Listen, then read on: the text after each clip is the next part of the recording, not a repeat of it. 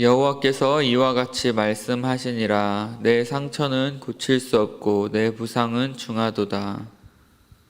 내 송사를 처리할 재판관이 없고 내 상처에는 약도 없고 처방도 없도다. 너를 사랑하던 자가 다 너를 잊고 찾지 아니하니 이는 내 악행이 많고 내 죄가 많기 때문에 나는 내 원수가 당할 고난을 내가 받게 하며 잔인한 징계를 내렸도다. 너는 어찌하여 내 상처 때문에 부르짖느냐? 내 고통이 심하도다. 내 악행이 많고 내 죄가 허다함으로 내가 이 일을 너희에게 행하였느니라. 그러므로 너를 먹는 모든 자는 잡아먹힐 것이며 내 모든 대적은 사로잡혀 갈 것이고 너에게서 탈취해 간 자는 탈취를 당할 것이며 너에게서 노략질한 모든 자는 노략물이 되리라. 여호와의 말씀이니라. 그들이 쫓겨간 자라 하매 시온을 찾는 자가 없은즉 내가 너의 상처로부터 새살이 돋아나게 하여 너를 고쳐 주리라. 여호와께서 말씀하시니라. 보라, 내가 야곱 장막의 포로들을 돌아오게 할 것이고 그 거처들의 사랑을 베풀 것이라. 성읍은 그 폐허가 된 언덕 위에 건축될 것이요 그 보루는 규정에 따라 사람이 살게 되리라. 그들에게서 감사하는 소리가 나오고 즐거워하는 자들의 소리가 나오리라. 내가 그들을 번성하게 하리니 그들의 수가 줄어들지 아니하겠고 내가 그들을 존귀하게 하리니 그들은 비천하여지지 아니하리라. 그의 자손은 예전과 같겠고 그 회중은 내 앞에 굳게 설 것이며 그를 압박하는 모든 사람은 내가 다 벌하리라. 그 영도자는 그들 중에서 나올 것이요 그 통치자도 그들 중에서 나오리라. 내가 그를 가까이 오게 하리니 그가 내게 가까이 오리라. 참으로 담대한 마음으로 내게 가까이 올 자가 누구냐? 여호와의 말씀이니라. 너희는 내 백성이 되겠고 나는 너희들의 하나님이 되리라. 보라, 여호와의 노여움이 일어나 폭풍과 해오리 바람처럼 악인의 머리 위에서 해오리 칠 것이라. 여호와의 진노는 그의 마음에 뜻한 바를 행하여 이루기까지는 돌이키지 아니하나니 너희가 끝날에 그것을 깨달으리라. 아멘. 네, 오늘 말씀을 보면 몇 가지로 나누어서 살펴볼 수가 있는데요. 먼저 이스라엘 유다의 죄악을 징계하시는 하나님의 모습에 대해서 우리가 살펴볼 수가 있습니다. 유다 백성들은 자신들의 죄로 말미암아 하나님께 징계를 받았습니다. 그리고 그 징계가 그들이 견디기에 참으로 힘들고 어려운 그러한 징계였음을 우리가 알 수가 있죠. 오늘 12절 13절 말씀을 보면 내 상처는 고칠 수 없고 내 부상은 중하도다. 내 송사를 처리할 재판관이 없고 내 상처에는 약도 없고 처방도 없도다 라고 말씀하고 있습니다. 즉 지금 유다 백성들이 당하고 있는 이 징계에 대해서 그것을 회피할 수 있는 방법이 없다. 인간의 노력으로는 그 어떤 것도 해결할 수가 없다라고 말씀하고 있는 것입니다. 왜냐하면 그것은 하나님께서 정하신 것이기 때문에 그렇습니다. 그래서 14절 말씀을 보면은 내 원수가 당할 고난을 내게 받게 하며 잔인한 징계를 내렸도다. 지금 하나님께서 그 징계를 유다 백성들에게 내렸다라고 말씀하고 있습니다. 그때가 되면 유다가 의지하던 주변의 강대국들 그리고 또 애굽까지도 힘을 잃고 유다를 돌아보아 주지 못할 것이다 라는 것이죠. 여러분, 이것이 우리의 살아가는 모습과 너무나 비슷하다라는 것을 발견을 합니다. 우리에게도 어려움이 찾아올 때가 있죠.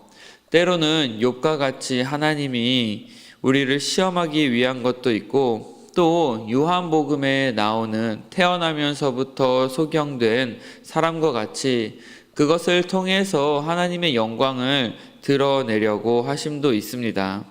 그리고 오늘 말씀에서 보는 것과 같이 우리의 죄로 인해 우리의 잘못으로 인해 찾아오는 징계로 나타나는 어려움이 있을 수도 있습니다.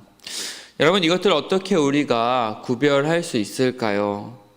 이것이 시험인지 아니면은 하나님의 영광을 나타냄인지 아니면 또는 그것이 우리의 죄로부터 말미암은 어려움인지 이것을 우리가 어떻게 구별할 수 있을까요? 그것을 구별하는 문제보다 더 중요한 것은 바로 우리가 이러한 어려움과 문제들을 어떻게 접근해야 되는가라고 생각을 합니다. 이 모든 어려움들은 모두 동일한 해답을 가지고 있습니다. 무엇입니까? 바로 우리가 하나님께로 돌아가 하나님만을 붙드는 것입니다. 하나님께서는 지금 유다 백성들의 죄악으로 말미암아 그들을 징계하셨습니다. 사랑하시기 때문에 하나님께서는 그들에게 벌을 주셨습니다. 여러분도 그렇죠. 우리의 자녀를 사랑하기 때문에 그들에게 벌을 주고 징계를 합니다. 저도 시온이를 사랑합니다. 그렇기 때문에 시온이가 잘못하거나 나쁜 말을 하거나 나쁜 행동을 했을 때에 그것에 대해서 엄하게 혼을 냅니다. 그로 인해서 그 아이의 버릇이 나빠지거나 아니면 잘못된 습관을 들이거나 또는 잘못된 길로 빠지지 않게 하기 위해서입니다. 하지만 저 같은 경우는 인간이기에 때로는 감정에 따라서 혼을 내는 경우도 있죠. 하지만 우리 하나님은 그렇지 않습니다. 결코 감정에 치우치시는 분이 아닙니다. 오직 공의와 사랑 가운데에 모든 것을 행하십니다. 그것이 무엇입니까? 바로 십자가입니다. 하나님의 공의, 정의에 있어서 죄를 지은 자들은 반드시 하나님의 심판을 받아 지옥에 가게 되어 있습니다. 하지만 그 공의를 하나님의 사랑으로 덮어버린 것이 바로 예수 그리스도의 십자가입니다. 예수 그리스도의 보혈로 말미암아 죄인이었던 우리가 하나님의 은혜를 입어 그 주님의 보좌 앞으로 담대하게 나아갈 수 있게 된 것이죠. 그렇기 때문에 이 두 가지가 항상 함께 있어야 합니다. 공의와 사랑. 유다 백성들은 지금 자신들이 받는 징계로 말미암아 그 나타난 상처가 너무 아프다고 너무 힘들다고 부르짖고 있습니다. 거기에 대해서 하나님께서는 말씀하시죠. 15절 말씀을 보면 내 악행이 많고 내 죄가 허다함으로 내가 이 일을 너에게 행하였느니라.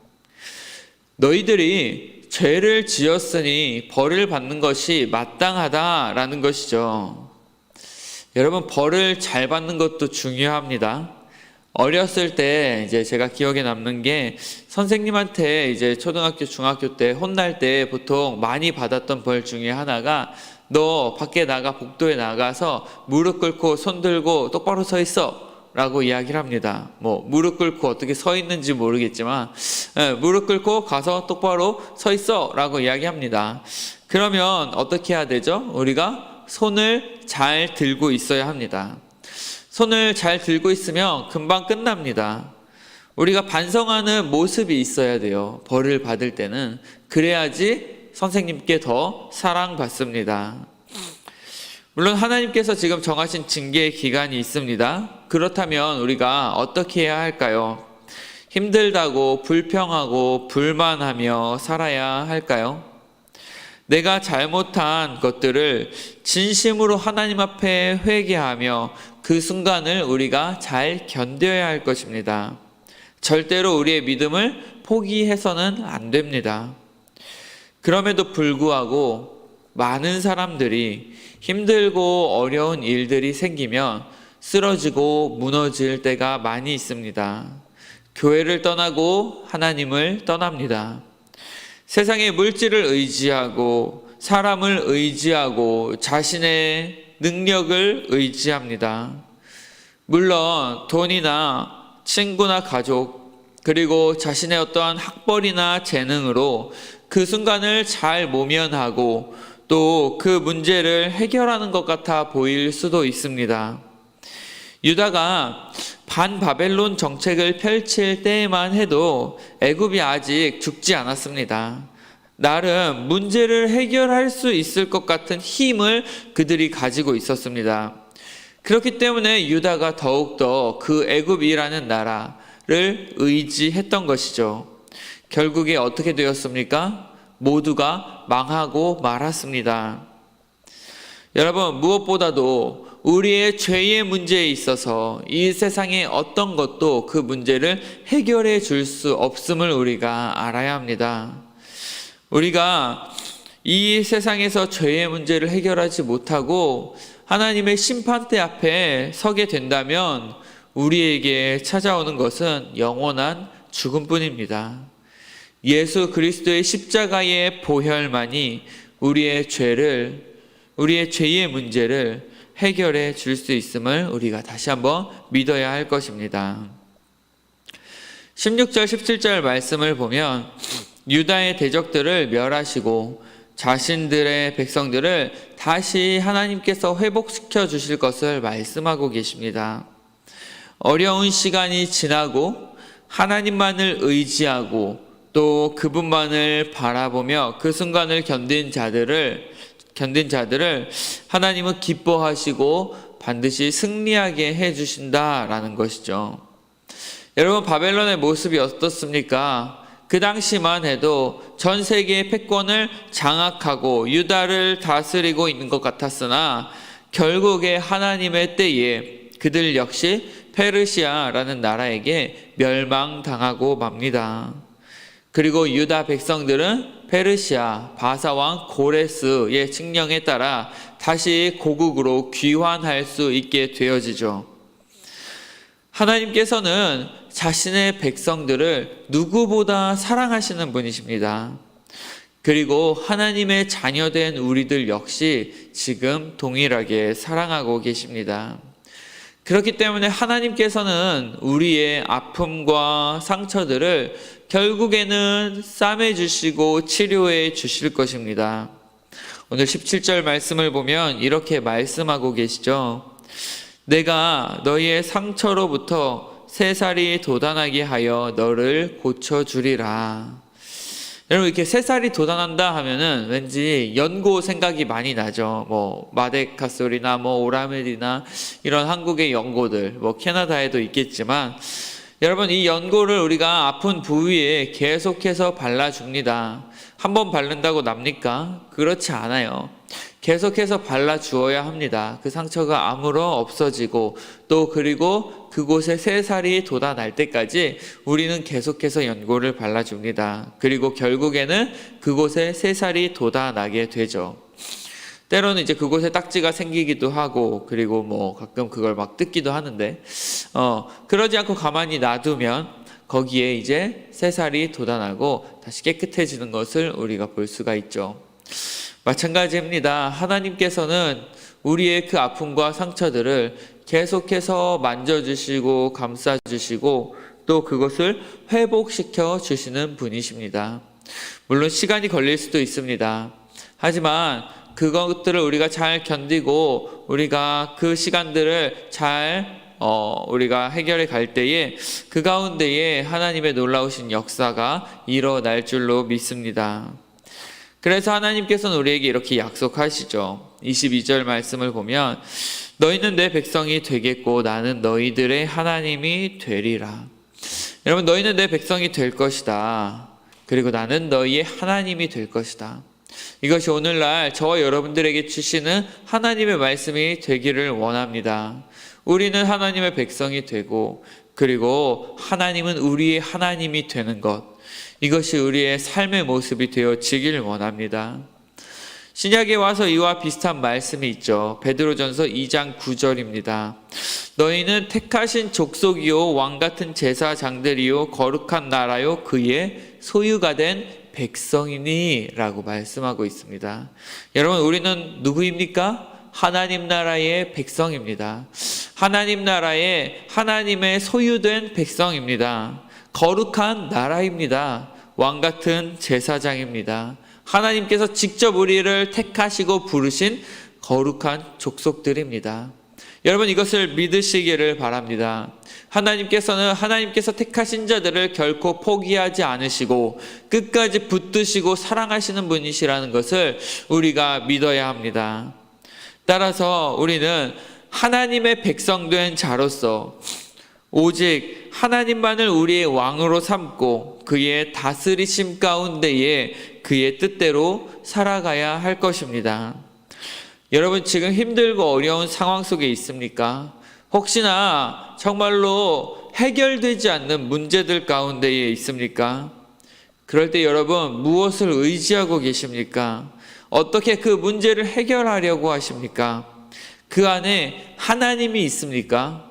우리가 돌아보아야 할 것입니다. 힘들고 어려운 상황을 불평불만하며 살아갈 것이 아니라 그 속에 있는 하나님의 뜻을 발견하고 하나님과 동행하며 그것들을 이겨낼 수 있기를 바랍니다.